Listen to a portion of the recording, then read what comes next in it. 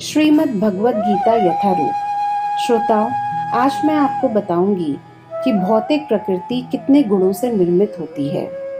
सतोगुण, रजोगुण तथा तमोगुण, इन गुणों के ऊपर नित्य काल है और इन प्रकृति के गुणों तथा नित्य काल के नियंत्रण व संयोग से अनेक कार्यकलाप होते हैं जो कर्म कहलाते हैं।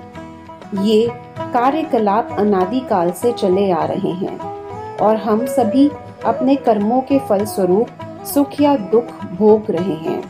उदाहरणार्थ, मान लें कि मैं व्यापारी हूँ और मैंने बुद्धि के बल पर कठोर श्रम किया है और बहुत संपत्ति संचित कर ली है। तब मैं संपत्ति के सुख का भोगता हूँ। किंतु यदि मान लें कि व्यापार में हानि से मेरा सब धन जाता रहा तो मैं दुख का भोगता हो जाता हूँ। इसी प्रकार जीवन के प्रत्येक क्षेत्र में हम अपने कर्म का फल का सुख भोगते हैं या उसका कष्ट उठाते हैं।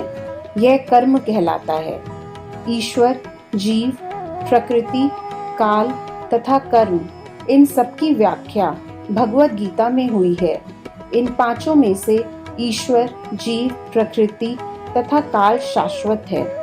प्रकृति की अभिव्यक्ति अस्थायी हो सकती है, परंतु यह मिथ्या नहीं है। यह उस बादल का सहस्र है जो आकाश में घूमता रहता है, या वर्षा ऋतु के आगमन के समान है जो अन्न का पोषण करती है। ज्यों ही वर्षा ऋतु समाप्त होती है और बादल चले जाते हैं, त्यों ही वर्षा द्वारा पोषित सारी फसल सूख जाती है।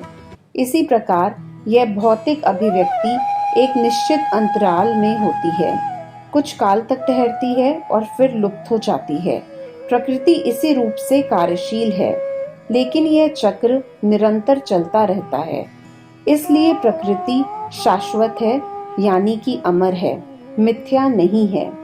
इस तरह भगवान, जीव, प्रकृति तथा काल, ये सब परस्पर संबंधित हैं और सभी अमर हैं, शाश्वत हैं।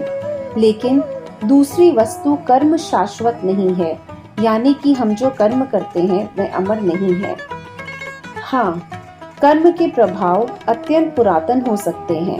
हम अनादि काल से अपने शुभ अशुभ कर्म फलों को भोग रहे हैं, किंतु साथ ही हम अपने कर्मों के फल को बदल भी सकते हैं और यह परिवर्तन हमारे ज्ञान की पूर्णता पर निर्भर करता है।